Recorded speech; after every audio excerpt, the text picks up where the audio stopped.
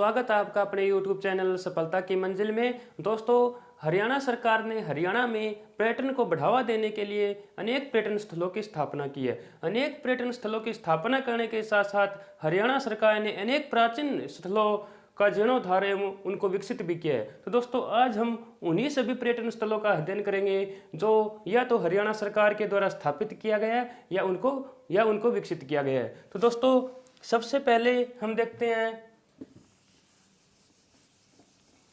फरीदाबाद, यानी फरीदाबाद में स्थापित किए गए पर्यटन स्थलों के बारे में। फरीदाबाद दोस्तों, फरीदाबाद में सबसे पहले आती है बड़खल झील। बड़खल झील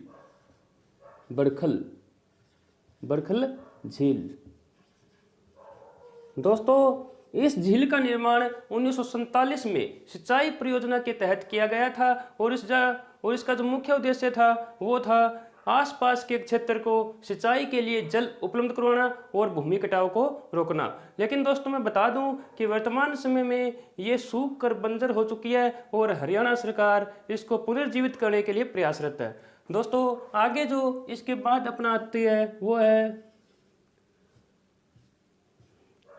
सूरजकुंड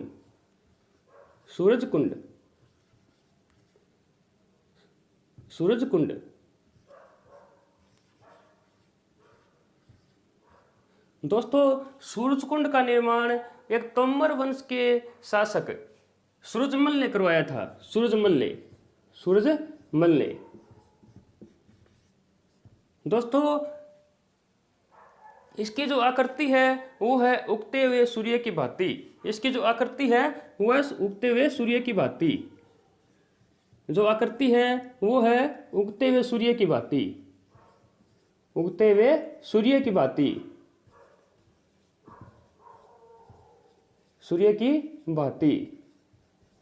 दोस्तों, यहाँ पर एक ताल यानी सरोवर है जो कि पहाड़ियों से घिरा हुआ है, जिसे म्यूर झील के नाम से जाना जाता है। म्यूर झील के नाम से आगे है दोस्तों अरावली का गोल्फ मैदान। नंबर 3 पर अरावली का गोल्फ मैदान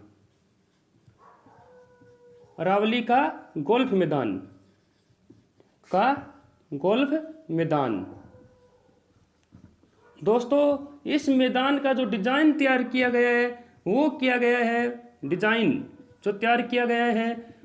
गया है अमेरिका के स्टेफन के गोल्फ के मैदान की भांति इसका डिजाइन तैयार किया गया है। दोस्तों, ये एक पहाड़ियों से घिरा हुआ मैदान है जो कि गोल्फ के प्लेयर के लिए बहुत ही उत्तम है।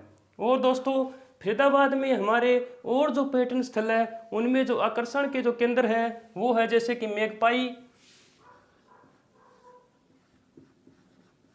मेघपाई, होटल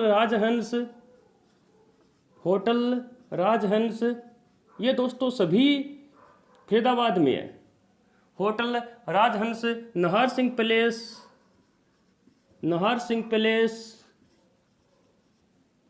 सिंह पैलेस और दोस्तों हेमिटेल और मुगल ब्रिज। दोस्तों, मुगल ब्रिज के संबंध में एक बात ये ध्यान देने योग्य है कि यदि मुगल ब्रिज आता है तो फरीदाबाद होगा, और यदि मुगल पुल आता है मुगल पुल तो दोस्तों इसका आंसर होगा करनाल, यानी मुगल पुल करनाल में और मुगल पुल फरीदाबाद में। करनाल दोस्तों, ये थे हमारे फरीदाबाद में स्थापित किए गए कुछ पर्यटन स्थल। तो दोस्तों, आगे हम देखते हैं गुरुग्राम में स्थापित या विकसित किए गए पर्यटन स्थलों के बारे में। दोस्तों, गुरुग्राम में जो सबसे पहला जो पर्यटन स्थल आता है वो है पर्यटन केंद्र सोहना। गुरुग्राम में और पहला जो है वो है पर्यटन केंद्र सोहना।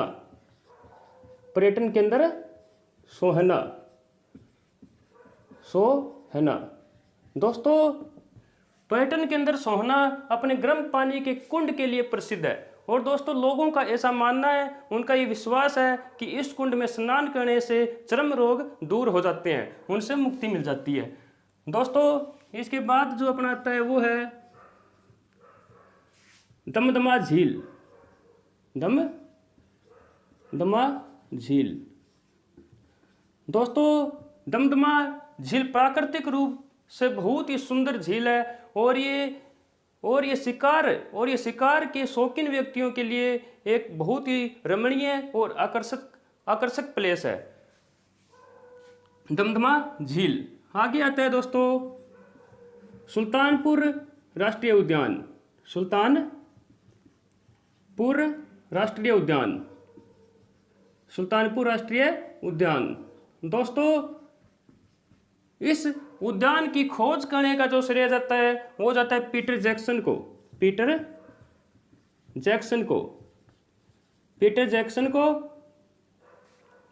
1971 में। दोस्तों इसके साथ ही हरियाणा सरकार ने, हरियाणा पर्यटन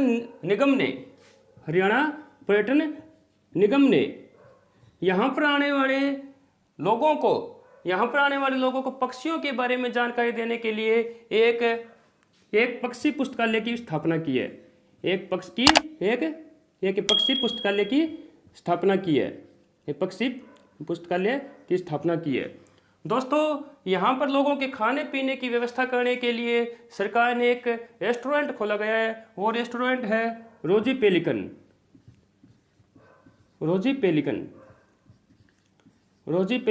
रेस्टोरेंट।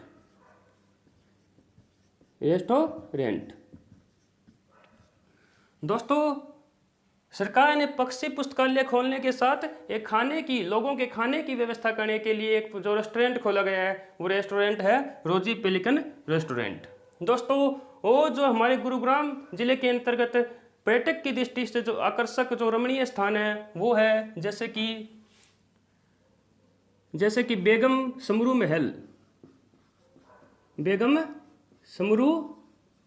महल। दोस्तों जैसे शीश महल जो बलबल ने बनवाया था, शीश महल। वो दोस्तों सम्मा जो कि हरियाणा पर्यटन निगम के द्वारा बनवाया गया है। दोस्तों ये थे हमारे गुरुग्राम में स्थापित या फिर विकसित किए गए पर्यटन स्थल जो कि हरियाणा सरकार ने किए हैं पर्यटन को बढ़ावा देने के लिए। तो दोस्तों आगे हम देखते हैं रेवाड़ी जिले के अंदर स्थापित पर्यटन स्थलों के बारे में। ये दोस्तों हम सबसे पहले साउथ हरियाणा के बारे में कर रहे हैं कि साउथ हरियाणा में स्थापित किए गए पर्यटन स्थलों के बारे में। तो दोस्तों रेवाड़ी में मुख्य रूप से जो पर्यटकों के लिए आकर्षक जो केंद्र है वो है जैसे कि जंगल बबलर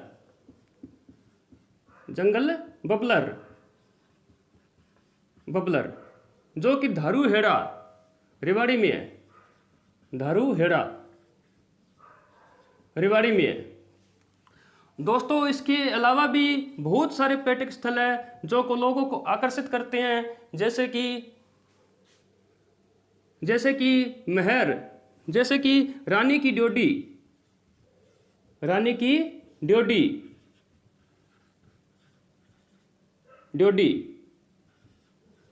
और रामपुर महल। इसके साथ दोस्तों जो और है वो है सेंट पाइपर।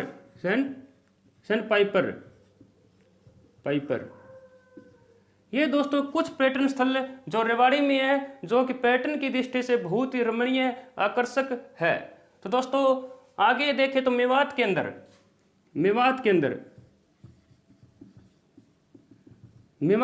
दोस्तों झूलती हुई मीनारें,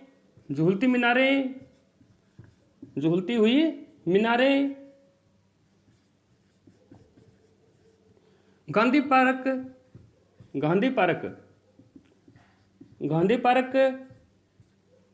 और दोस्तों इसका जो मुख्य है और जो काउंट्री क्लब है, काउंट्री क्लब है, काउंट्री क्लब है, और दोस्तों क्लासिक, और दोस्तों classic golf resort, golf resort resort, ये दोस्तों मेवात के अंदर मुख्य आकर्षक के केंद्र है। दोस्तों आगे हम करते हैं अपने जो पूर्व के जो डिस्ट्रिक्ट है उनके बारे में। जैसे कि दोस्तों एक दोस्तों यहाँ पर डबचिक भी है, डबचिक जो कि पलवल में है, डबचिक, डबचिक पलवल में, ये भी दोस्तों मुख्य एक पर्यटन स्थल है। दोस्तों आगे जैसे हम देखें तो यमुनानगर जिले के बारे में, यमुनानगर जिले के बारे में।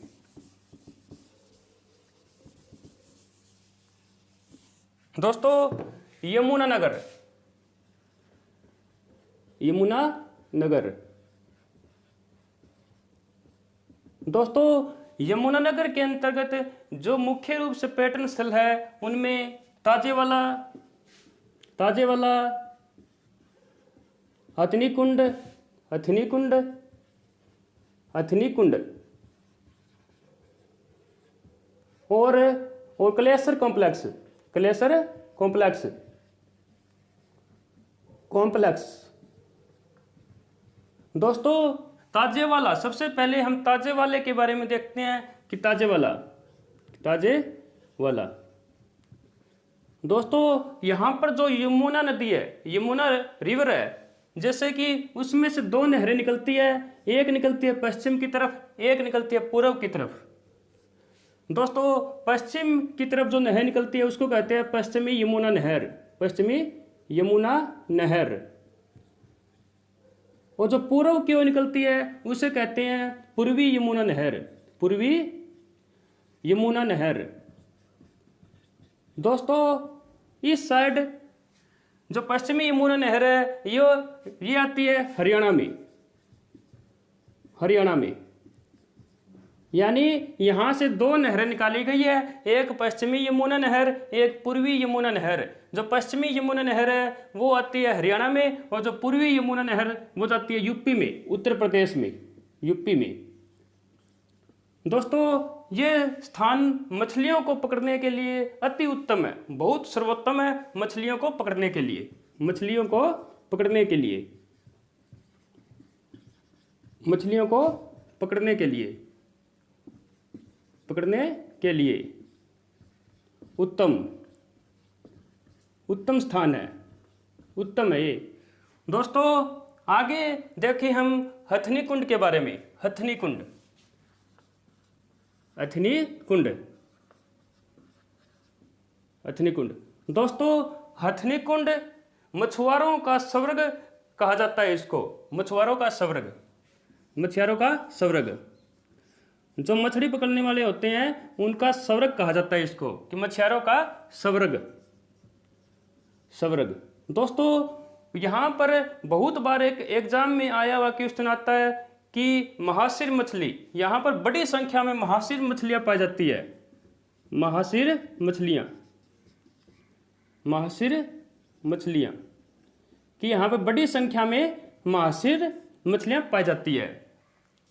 दोस्तों मैं बता दूं कि ये जो तीनों जो स्थल है ये आपस में 5-5 किलोमीटर की लगभग की दूरी पर है, ये तीनों आपस में 5-5 किलोमीटर की दूरी के लगभग स्थित है। और ये दोस्तों जगाधरी पोंटा रोड पर है, जगाधरी पोंटा रोड पर, जगाधरी पोंटा रोड पर स्थित है। दोस्तों आगे जो आता है कलेसर कॉम्प्लेक्स, कलेसर, कलेसर कॉम्प्लेक्स। दोस्तों कलेसर कॉम्प्लेक्स को शांति का प्रतीक माना जाता है, शांति का प्रतीक। और यहाँ पर साल और चिनार, साल और चिनार, और चिनार के वृक्ष बड़ी मात्रा में देखने को मिलते हैं, साल और चिनार के वृक्ष बड़ी मात्रा में, बहुत बड़ी संख्या में है। तो दोस्तों ये थे अपने यमुनानगर में जो मुख्य अपने जो पर्यटक स्थल है, जैसे कि ताजेवाला, जैसे कि ताजेवाला, हथनीकुंड और कलेसर। ये दोस्तों, और आगे हम देखते हैं हरियाणा के पंचकुला जिले में। पंचकुला जिले में दोस्तों, पंचकुला जिले में हमारे बहुत सारे पर्यटन केंद्र हैं जो कि सैलानियों को, जो कि पर्यटकों को आकर्षित करते हैं। जैसे कि सबसे पहले जो आता है वो है, जैसे कि दोस्तों इसके अंदर आता है पंचकुला के अंदर, पंचकुला यादवेंद्र गार्डन, यानी पंचकुला का यादवेंद्र गार्डन, यादवेंद्र गार्डन। ये दोस्तों बहुत ही सुंदर गार्डन है और ये पंचकुला के पिंजौर में है, पिंजौर में है। और दोस्तों इसको पिंजौर गार्डन भी कहते हैं, पिंजौर गार्डन, पिंजौर गार्डन। दोस्तों इसको 4 फ्लोर में बांटा गया है, यानी 4 फ्लोर में, इसको 4 फ्लोर में बांटा गया है। तो दोस्तों पहले जो इसका फर्स्ट फ्लोर है वो है दोस्तों शीश महल, शीश महल, शीश महल। दोस्तों जो इसका सेकंड जो फ्लोर है उसे कहते हैं रंग महल, रंग महल। दोस्तों जो इसका थर्ड फ्लोर है, जो इसका जो तीसरा फ्लोर है वो है गुलदस्ता, गुलदस्ता। दोस्तों इसका जो लास्ट जो चौथा फ्लोर है वो है जल महल, जल महल। तो दोस्तों इसको ये 4 फ्लोर में बांटा गया है। दोस्तों ये बहुत ही प्राकृतिक रूप से बहुत ही सुंदर गार्डन है, इसलिए यहाँ की सैर करने वाले लोग इसको बहुत बार उत्तर भारत का नंदनवन भी कहते हैं, उत्तर भारत का नंदनवन, उत्तर भारत का नंदनवन भी कहते हैं, नंदन वन भी कहते हैं इसकी सुंदरता को देखकर। तो दोस्तों पंचकुला जिले के अंदर और भी जो हमारे जो देखने लायक जो कि पर्यटन स्थल है वो है, जैसे कि Morni hills, Morni hills, Morni hills. और है दोस्तों cactus garden, cactus garden, cactus garden. Red Bishop, अगला है रेड बिस्प, रेड बिस्प। दोस्तों एक बहुत बार क्वेश्चन में आया हुआ एक ताल, एक सरोवर, वो टिक्कर ताल, वो है टिक्कर ताल। और दोस्तों एडवेंचर रिसोर्ट, एडवेंचर रिसोर्ट, ये दोस्तों मुख्य रूप से पंचकुला में स्थापित पर्यटन स्थल है। दोस्तों ये थी अपनी आज की वीडियो। दोस्तों हम जल्द ही इसका दूसरा भाग लेकर आएंगे जिसमें हम हरियाणा के बचे हुए पर्यटन स्थलों के बारे में जानेंगे। दोस्तों ये आज की आपको वीडियो कैसे लगी? यदि आपको अच्छी लगी हो तो लाइक, शेयर एंड सब्सक्राइब जरूर करें। दोस्तों तो मिलते हैं अगली वीडियो में। आपका बहुत बहुत धन्यवाद।